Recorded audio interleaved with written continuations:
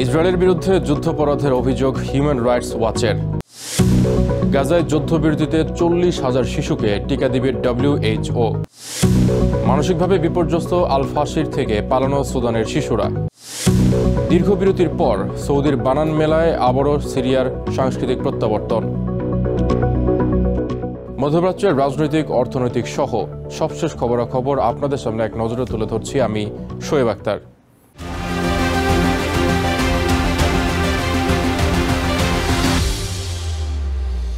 2025 সালের শুরুতে West bank থেকে প্রায় 32,000 প্যালেস্টিনিয়ানকে জোরপূর্বক ইসরায়েলি বাহিনী উচ্ছেদ করেছে বলে জানিয়েছে মানবাধিকার সংস্থা হিউম্যান রাইটস ওয়াচ।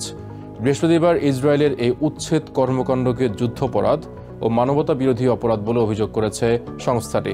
সংস্থাটির প্রতিবেদন অনুযায়ী অপারেশন আয়রন ওয়ালের মাধ্যমে বাস্তুচ্যুতদের ফিরতে দেওয়া হচ্ছে না এবং শত শত বাড়ি ধ্বংস করে দেওয়া হয়েছে। এই অবস্থায় অবিলম্বে আন্তর্জাতিক সম্প্রদায়ের প্রতি ইসরায়েলি কর্মকর্তাদের ওপর নিষেধাজ্ঞা আরোপ এবং অস্ত্র বিক্রি স্থগিতের আহ্বান জানিয়েছে human rights watch. West bank থেকে প্যালেস্টিনিয়ানদের উচ্ছেদ করায় ইসরায়েলের বিরুদ্ধে যুদ্ধাপরাধের অভিযোগ এনেছে আন্তর্জাতিক মানবাধিকার সংস্থা হিউম্যান রাইটস ওয়াচ। বৃহস্পতিবার এক প্রতিবেদনে সংস্থাটি জানিয়েছে 2025 সালের প্রথম দিকে ওয়েস্ট ব্যাংকের 3টি শরণার্থী শিবির থেকে হাজারো প্যালেস্টিনিয়ানকে ইসরায়েলি বাহিনী উচ্ছেদ করেছে, যা যুদ্ধাপরাধ এবং মানবতা বিরোধী অপরাধের শামিল। সংস্থাটি ইসরায়েলি কর্মকর্তাদের জবাবদিহিতা নিশ্চিত করতে এবং ভবিষ্যতে আরও সহিংস কার্যক্রম বন্ধ করতে জরুরি আন্তর্জাতিক পদক্ষেপের আহ্বান জানিয়েছে। মানবাধিকার গোষ্ঠীটি জানায়, জানুয়ারি ও ফেব্রুয়ারি মাসে অপারেশন আয়রন ওয়াল চলাকালীন জেনিন ও তুলকারম এবং নূর শামস ক্যাম্পের প্রায় 32,000 বাসিন্দাকে ইসরায়েলি বাহিনী জোরপূর্বক বাস্তুচ্যুত করেছে। এদের ফিরে আসতে বারণ করা হয়েছে এবং শত শত বাড়িঘর ধ্বংস করা হয়েছে। হিউম্যান রাইটস ওয়াচের গবেষক মিলেনা আনসারি এক সাক্ষাৎকারে বলেন, উচ্ছেদ হওয়ার 10 মাস পরও কোনো বাস্তুচ্যুত পরিবার তাদের বাড়িতে ফিরে আসতে পারেননি। Destroying the infrastructure in the camps, leading up to them not knowing where to go, how to seek shelter, and nowadays we're 10 months after their displacement, none of the family residents were able to go back to their homes. এদিকে বুধবার এক বিবৃতিতে IDF জানিয়েছে, West ব্যাংকে কোনো সশস্ত্র বাহিনীর কার্যক্রমের ঝুঁকি এড়াতেই বেসামরিক অবকাঠামো ধ্বংস করা তাদের জন্য অপরিহার্য ছিল। তবে কখন বাসিন্দারা ফিরতে পারবেন সে বিষয়ে তারা কিছু জানায়নি। হিউম্যান রাইটস ওয়াচের রিপোর্টে আরও বলা হয়েছে, সেনারা বাড়িতে বাড়িতে ঢুকে তল্লাশি চালিয়েছে, সম্পত্তি তছনছ করেছে এবং ড্রোনে লাগানো লাউড স্পিকারের মাধ্যমে পরিবারগুলোকে এলাকা ছেড়ে যাওয়ার নির্দেশ দিয়েছে। বাসিন্দারা আরও জানিয়েছেন, তারা যখন পালাচ্ছিলেন তখন বুলডোজার দিয়ে বাড়িঘর ভাঙা হচ্ছিল। জেনিন শরণার্থী শিবির থেকে উচ্ছেদ হওয়া হিসাম আবু তাবিক জানান, উচ্ছেদের সময় তারা সঙ্গে করে কিছুই নিতে পারেননি।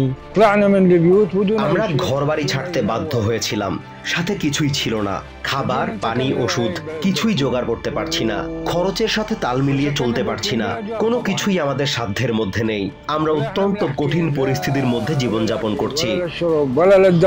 হিউম্যান রাইটস ওয়াচ আন্তর্জাতিক মহলের প্রতি ইসরায়েলি কর্মকর্তা ও কমান্ডারদের ওপর নিষেধাজ্ঞা আরোপ, অস্ত্র বিক্রয় ও বাণিজ্য সুবিধা স্থগিত এবং আন্তর্জাতিক ফৌজদারি আদালতের ওয়ারেন্ট কার্যকর করার আহ্বান জানিয়েছে। Basudeb Nath, TVN 24 news desk. গাজায় চলমান যুদ্ধবিরতির মাঝে 40,000-এরও বেশি শিশুকে টিকা দেওয়ার পরিকল্পনা করেছে ওয়ার্ল্ড হেলথ অর্গানাইজেশন WHO। প্রথম ধাপে 9 নভেম্বর থেকে 8 দিনে 3 বছরের কম বয়সী 10,000 শিশুকে টিকা দেওয়া হয়েছে, যা শনিবার পর্যন্ত বাড়ানো হয়েছে। হাম, রুবেলা, ডিপথেরিয়া, টিটেনাস সহ নানা রোগের বিরুদ্ধে সুরক্ষা দিচ্ছে এই কর্মসূচি।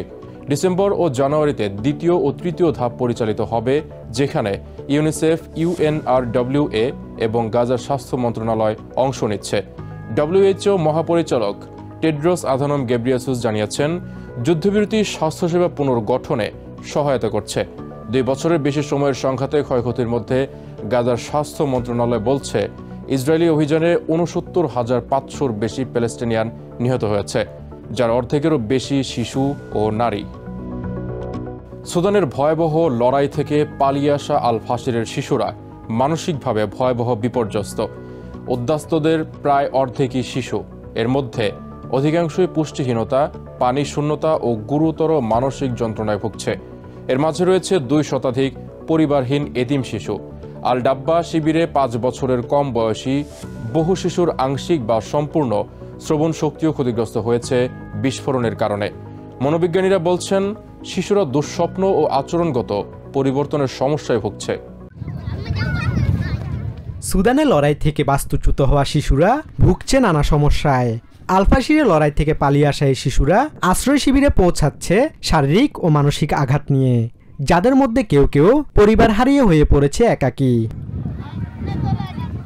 ইউনিসেফের সুদান প্রতিনিধি শেলডন ইয়েট জানান, আলফাশির থেকে যারা চলে এসেছে তাদের মধ্যে প্রায় অর্ধেকই শিশু। Well, the numbers of unaccompanied children also continue to grow. As of now, there are over 200 that we've identified. And those numbers are growing by the day. সুদানের উত্তরাঞ্চলের আল ডাব্বার একটি শিবিরে আশ্রয় নিয়েছে সংঘর্ষ থেকে বেঁচে ফিরে আসা শিশু আনাস মোহাম্মদ। তার দাদি জাকিয়া আদম জানান, আলফাশিরে তাদের বাড়ির কাছে প্রবল বিস্ফোরণের কারণে আনাসের কিছুটা শ্রবণ শক্তি নষ্ট হওয়ায় সে আশেপাশের শব্দ শুনতে পাচ্ছে না। আনাসের ঘটনাটি অস্বাভাবিক নয়। শিবিরের এক ডাক্তার আলহিবর ইসাম আল দিন জানিয়েছেন, তিনি 5 বছরের কম বয়সী এমন বেশ কয়েকটি শিশুকে পরীক্ষা করেছেন যাদের আংশিক বা সম্পূর্ণ শ্রবণ শক্তি নষ্ট হয়েছে। তিনি বলেন, এদের মধ্যে কেউ কেউ যুদ্ধের আগে সম্পূর্ণ সুস্থ ছিল। প্রবল সংঘর্ষের প্রভাবই শ্রবণ শক্তি হারানোর মূল কারণ।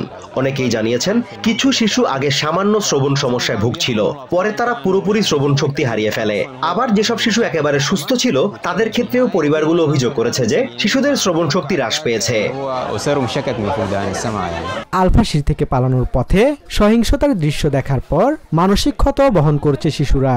আল ডাব্বা শিবিরের মনোবিজ্ঞানী ফাতমা আল নূর বলেছেন, অনেক নাবালক বিছানায় প্রস্রাব, রাতের ভয়ঙ্কর স্বপ্ন ও একাকিত্ব বোধ করা, মিথ্যা বলা বা চুরি করার মতো আচরণগত জটিলতায় ভুগছে। গত 26 অক্টোবর আলফাশিরের পতন সুদান সেনাবাহিনীর সাথে 2.5 বছরের যুদ্ধে দারফুর অঞ্চলে আধা সামরিক র্যাপিড সাপোর্ট ফোর্সেস আরএসএফ এর নিয়ন্ত্রণকে আরো মজবুত করেছে। আরএসএফ এর আক্রমণের পর থেকে শহরটির যোগাযোগ ব্যবস্থা বিচ্ছিন্ন রয়েছে। জাতিসংঘ অনুমোদিত একটি মিশন গত অক্টোবরে জানিয়েছে, আরএসএফ আলফাশির অবরোধে একাধিক মানবতা বিরোধী অপরাধ করেছে। সেই সাথে সুদান সেনাবাহিনীর বিরুদ্ধেও রয়েছে যুদ্ধাপরাধের অভিযোগ। Basudebnath, TVN 24 news desk. বহুদিনের কূটনৈতিক বিচ্ছিন্নতার পর রিয়াদে সৌদি ইন্টারন্যাশনাল হ্যান্ডিক্রাফটস উইক বানান এ অংশ নিয়ে গলফ অঞ্চলে প্রতীকীভাবে সাংস্কৃতিক প্রত্যাবর্তন করেছে সিরিয়া। 24টি দেশের অংশগ্রহণে আয়োজিত এই মেলায় সিরিয়ার ব্যস্ত প্যাভিলিয়নে দর্শকরা হাতে সেলাই করা ব্যাগ, কাঠ ও ধাতবের তৈরি শিল্পকর্ম উপভোগ করছেন। দীর্ঘ বিরতির পর এই আন্তর্জাতিক প্রদর্শনীতে যোগ দিয়েছেন সিরিয়ার প্রতিনিধি দল। বিশ্বের সামনে তুলে ধরছেন তাদের শিল্প ও সংস্কৃতি। সৌদি কর্মকর্তাদের মতে ভিশন 2030 এর লক্ষ্য অনুযায়ী বানান এখন বৈশ্বিক প্ল্যাটফর্মে পরিণত হচ্ছে, যা আঞ্চলিক সাংস্কৃতিক সম্পর্কও জোরদার করছে। সিরিয়ার কারুশিল্পীরা রিয়াদে সৌদি ইন্টারন্যাশনাল হ্যান্ডিক্রাফটস উইক বা বানানে তাদের সমৃদ্ধ ঐতিহ্য তুলে ধরছেন। বহু বছরের কূটনৈতিক বিচ্ছিন্নতার পর বার্ষিক এই আয়োজনে সিরিয়ার অংশগ্রহণকে গালফ অঞ্চলে দেশটির সংস্কৃতির প্রতীকী প্রত্যাবর্তন হিসেবে দেখা হচ্ছে। সিরিয়া এই ইভেন্টে অংশগ্রহণকারী 24টি দেশের মধ্যে অন্যতম। সবচেয়ে ব্যস্ত প্যাভিলিয়নগুলোর একটিতে দর্শকরা হাতে সেলাই করা ব্যাগ, কাঠের কারুশিল্প এবং ধাতব কাজ মনোযোগ দিয়ে দেখছেন। দামাসিন ড্রিম ইন্টারন্যাশনাল ফাউন্ডেশনের সদস্য র্যান্ড আলদেভাস জানান, এই প্রদর্শনী বিশ্বকে সিরিয়ার সংস্কৃতি সম্পর্কে জানতে সাহায্য করবে। আমরা বানান প্রদর্শনীতে আছি এবং দীর্ঘকাল পর এই প্রথম আমরা সিরিয়ান প্রতিনিধি দল হিসেবে একটি আন্তর্জাতিক প্রদর্শনীতে অংশ নিচ্ছি। এই অংশগ্রহণ আমাদের জন্য গুরুত্বপূর্ণ। এটি বিশ্বকে আমাদের সংস্কৃতি, শিল্প, ঐতিহ্য এবং সভ্যতা সম্পর্কে আরও জানতে সাহায্য করবে।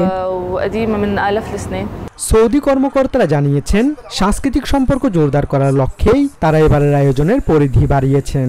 অনেক সিরিয়ান অংশগ্রহণকারীর জন্য এই প্রদর্শনীটি আঞ্চলিক দর্শকদের কাছে তাদের কাজকে আবার তুলে ধরার এক দুর্লভ সুযোগ।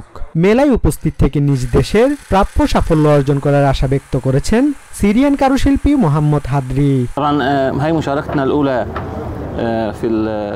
বহু বছর অনুপস্থিত থাকার পর সৌদি আরবে কারুশিল্প প্রদর্শনীতে এটি আমাদের প্রথম অংশগ্রহণ।